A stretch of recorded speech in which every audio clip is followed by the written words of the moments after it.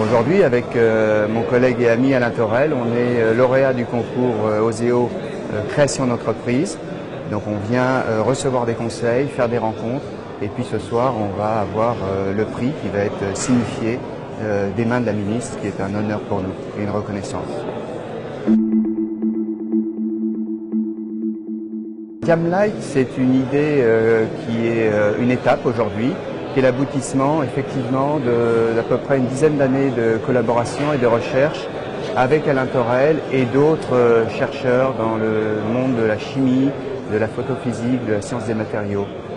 Diamlight va essayer d'apporter des solutions dans le domaine de la biologie-médecine, des solutions en rupture avec l'existant. L'objectif, c'est d'utiliser donc des grains de diamant extrêmement petits et qui en plus ont la propriété d'être repérables par des techniques de photoluminescence.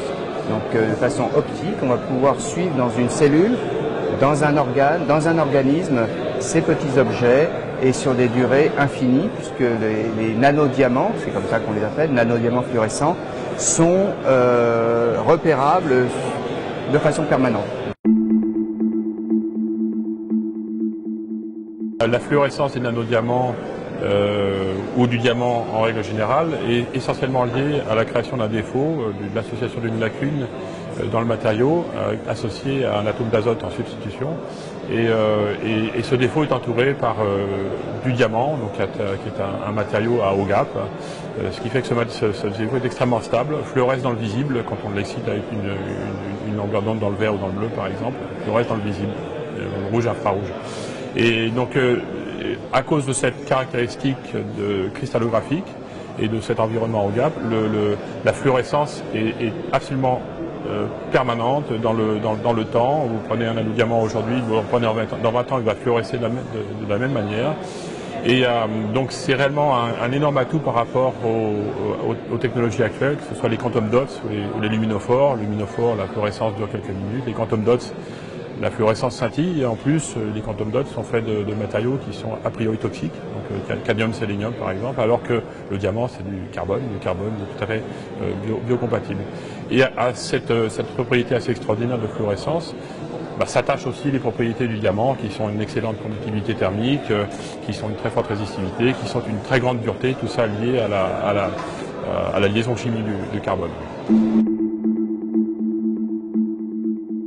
C'est tout ce qui est diagnostic ex vivo, donc en dehors d'un organisme, on va pouvoir par exemple compter des molécules, dire ce prélèvement il est très suspect de cancer ou très suspect d'infection ou très suspect de la présence d'un marqueur, et je vais pouvoir donner cet échantillon à un collègue 1 an après, 6 mois après, à l'autre bout du monde, et il va pouvoir faire le même diagnostic parce que le marquage est permanent. Ça, c'est vraiment une rupture. Et on va pouvoir donner les chiffres, on va pouvoir compter. Au lieu de mettre des petites francs, on va pouvoir dire, voilà, il y a une fluorescence qui est sur une échelle absolue, à un niveau particulier. Et ça, c'est comparable et quantitatif, ce qui est vraiment une innovation. En ce qui concerne les applications qui sont plus de mon domaine, on peut penser par exemple à la photoconversion, donc dans l'application photovoltaïque, puisque quand on excite le diamant avec une longueur d'onde, par exemple du bleu ou du vert, il va fluorescer dans le rouge infrarouge, qui est typiquement la longueur d'onde où on a le maximum d'absorption d'une cellule photovoltaïque par exemple. Donc il y a de la photoconversion possible, parce que le spectre solaire, lui, son maximum d'émissivité, il est plutôt vers le jaune ou vers le vert. Alors ça, c'est une application.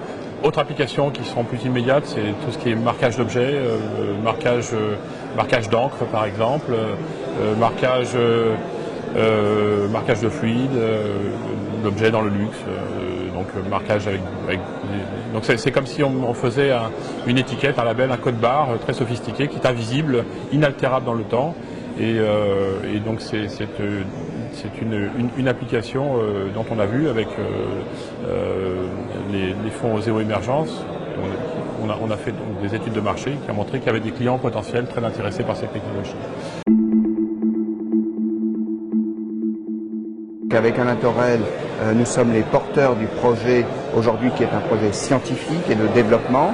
On a bien entendu des idées très précises sur la géométrie de la future entreprise, où nous interviendrons comme conseil. On a d'ores et déjà rencontré des industriels dans le domaine du diagnostic, dans le domaine du traitement. Ce qu'on attend aujourd'hui de cette journée, qui est très bien organisée d'ailleurs, ici dans un site magnifique, c'est de comprendre les mécanismes d'aide au financement, donc ça c'est un grand volet, et puis aussi d'entrer en contact avec des partenaires pour faire du co-développement. Co-développement dans le domaine du diagnostic, co-développement dans le domaine du théragnostic.